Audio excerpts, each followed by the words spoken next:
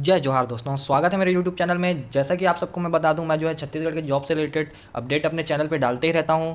अगर छोटा मोटा पोस्ट होता है तो मैं जो है अपने कम्युनिटी पोस्ट के माध्यम से जो है आपको अ, बता देता हूं कि इन इन विभाग पे जो है इस पद पर भर्तियां निकाली गई हैं। और अगर थोड़ी बड़ी वैकेंसी होती है जिसमें जो है आप लोगों को पूरा डिटेल में मुझे बताना होता है, तो मैं जो है वीडियो के रूप में जो है आपको अपडेट दे देता हूं। तो मेरे चैनल को सब्सक्राइब करके रख लीजिए ताकि आपको इधर उधर भटकना ना पड़े। और जो है आपको छत्तीसगढ़ के जॉब से रिलेटेड जो भी जॉब होगी उससे रिलेटेड जानकारी आपको जो है एक ही जगह पे जो है उपलब्ध हो जाए। ठीक है, तो आज मैं लेके आ गया हूँ आप लोगों के लिए जो है high court of Chhattisgarh Bilaspur के लिए यह भर्ती होने वाली है। ये जो भर्ती होने वाली है ये डाटा एंट्री ऑपरेटर के पद पर होने वाली है, जिसका पेमेंट जो है 25,300 से लेकर 80,500 इसका जो है बेसिक बनता है। तो आपका मोटा मोटी जो आपका जो पेमेंट बन जाएगा वो लगभग 35,000 के आसपास जो है आपका पेमेंट जो है आप पहला मंथ से जो पेमेंट लेंगे वो 35,000 के आसपास जो है आपका बन जाएगा, डी एच आर ए सब चीज़ जोड़ जाड़ के। ठीक है, तो ये जो भर्ती निकाली गई है ये इसका जो लास्ट डेट होने वाला है वो 30 अक्टूबर 2023 होने वाला है। ठीक है, आपको जो है इसको जो है आपको पोस्ट के माध्यम से जो है इसके लिए आवेदन करना होगा। तो मैं आपको पूरा डिटेल में बताते चलता हूँ। ठीक है, तो जैसे कि आप सब देख सकते हैं इसमें जो पोस्ट निकाले गए हैं वो अनरिजर्व एससी और ओबीसी के लिए है। ठीक है, आप जो है अनरिजर्व में जो है 5 क्या बोलते हैं अनरिजर्व पोस्ट रखे गए हैं, उसमें से एक पोस्ट जो है वुमेन के लिए रिजर्व्ड है। ठीक है, तो टोटल 4 पोस्ट जो है अनारक्षित के लिए हैं। ठीक है, और एससी के लिए बात कर लेते हैं तो 2 पोस्ट रखे गए हैं और ओबीसी के लिए 1 पोस्ट। ठीक है, फिर उसके बाद क्वालिफिकेशन की बात करें तो working network of Unix open source software Windows with the following educational qualification. ठीक है, एजुकेशनल क्वालिफिकेशन होने वाला है आपका at least second class bachelor degree from recognised board in computer science और रिलेटेड सब्जेक्ट। ठीक है, या तो फिर आपका आपका जो है कंप्यूटर साइंस से आपका बैचलर डिग्री होना चाहिए बोल रहा है, या तो फिर बोल रहा है आपका जो है पीजीडीसीए हुआ होना चाहिए बोल रहा है। ठीक है, और अगर पीजीडीसीए भी नहीं है आपके पास तो फिर आपका जो है second class bachelor degree from recognised university with O level course from DOE करके एक कोर्स होता है, वहाँ से आप अगर कोर्स किए हुए हैं बैचलर डिग्री है आपके पास तो जो है आप इसके लिए एलिजिबल होने वाले हैं। ठीक है, तो दूसरा इसमें रखा गया डिजायरेबल एक्सपीरियंस रखा गया है कि working knowledge of operating system and office application suits. ठीक है, जैसे कि अपना वही ऑफिस एप्लीकेशन बोला जाए तो जैसे कि अपना Microsoft Word Excel PowerPoint. ठीक है, ये सब जो है आपको आना चाहिए। ठीक है, knowledge of Hindi and English typing. ठीक है, आपको जो है हिंदी और इंग्लिश टाइपिंग का नॉलेज होना चाहिए बोला गया। ठीक है, लेकिन इसमें एक ये भी है कि प्राथमिकता दी जाएगी बोल रहा है। ठीक है, preference will be given to those candidate who have pass type writing examination in Hindi and English language from any recognised board बोल रहा है। ठीक है, आपने अगर जैसे कि हम ज़्यादातर देखते हैं जो हमारा हिंदी मुद्र लेखन या अंग्रेजी मुद्र लेखन का जो पेपर होता है, अगर आप वो आपके पास वो क्वालिफाई किए हुए हैं, आप अगर आपके पास उसका सर्टिफिकेट है तो आपको जो है प्राथमिकता दी जाएगी इसके लिए। ठीक है, तो टोटल पोस्ट जो है ये 8 है। ठीक है ना, उसके बाद देख लेते हैं और आपको कुछ बताने का ज़रूरत तो reservation shall be given to the women candidate only who are local resident of Chhattisgarh. ठीक है, रिजर्वेशन जो वुमेन के लिए जो एक सीट रखी गई है वो जो है सिर्फ और सिर्फ छत्तीसगढ़ के महिला के लिए ही होने वाली है। ठीक है, और अदर कंडीशंस देख लीजिए तो इसके लिए जो अप्लाई कर सकते हैं वो पूरे ऑल ओवर इंडिया के कोई भी हो सकते हैं, मतलब आप अगर इंडिया के हैं तो आप जो है एलिजिबल हैं। ठीक है ना, उसके बाद देख लीजिए तो उनका जो एज है मिनिमम 21 होना चाहिए। ठीक है, और उसके बाद in case of bonafide resident of Chhattisgarh 40 year. ठीक है, अगर आप छत्तीसगढ़ के निवासी हैं तो आपका एज जो है मैक्सिमम 40 होना चाहिए। ठीक है ना, और उसके बाद वो भी 40 साल होना चाहिए वो 1/1/2023 के स्थिति में। उसके बाद जो है आपका जो है 5 साल जो आपका जो एज है वो जो छूट वूट मिलता है वो सब तो एज इट इज़ रहेगा ही रहेगा इसमें भी। ठीक है, उसके बाद देख लेते हैं तो आपको और कुछ बताने लायक इसमें reserve candidate failing their appointment shall be cancel.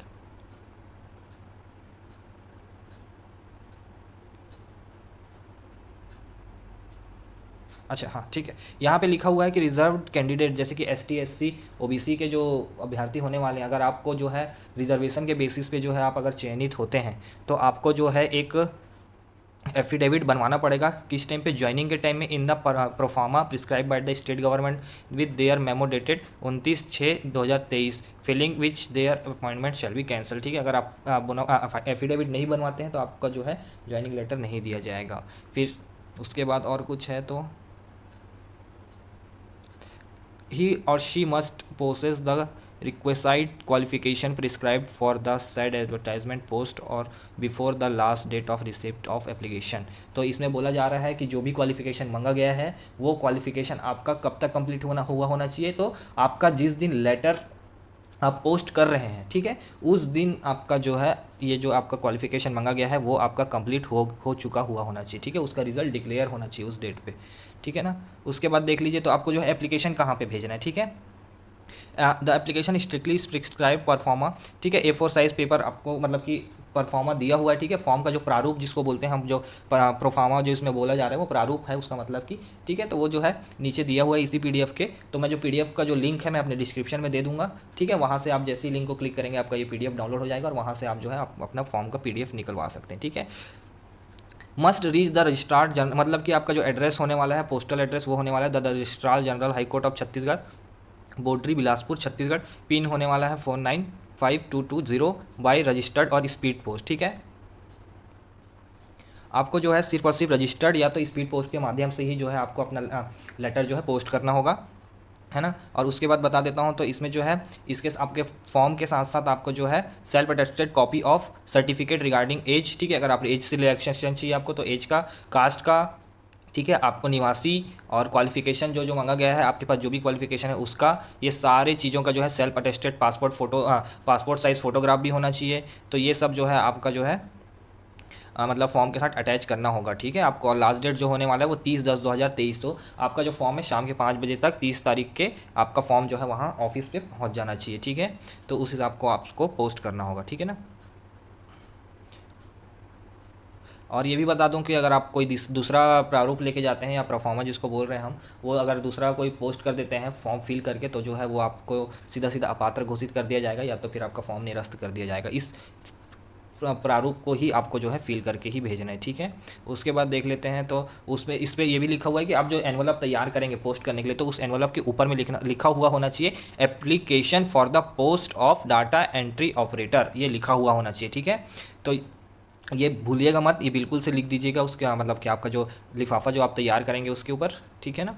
उसके बाद और कुछ आपको ज़रूरी जानकारी, the admit card call letter will be uploaded in the website of this high court only and it will not be sent to the any other mode. The candidate have to download it and may appear in the written exam और skill test accordingly, ठीक है। इसका मतलब ये है कि आपको जो है पूरा का पूरा जो है डिटेल जो है आगे का जो भी प्रोसेस होने वाला है इसका एडमिट कार्ड से लेके सारी चीज़ें जो है इसी वेबसाइट पे मिलेंगी। और वो वेबसाइट है Chhattisgarh government Bilaspur high court का जो वेबसाइट है ऑफिशियल, वहाँ का वहीं पे ही आपको जो है सारी चीज़ें मिलने वाली हैं, ठीक है। और अगर आप मेरे चैनल को फॉलो करते हैं या सब्सक्राइब करके रखे हुए हैं तो जो है आप मेरे चैनल के माध्यम से भी आपको जो है पता चल जाएगा, ठीक है ना।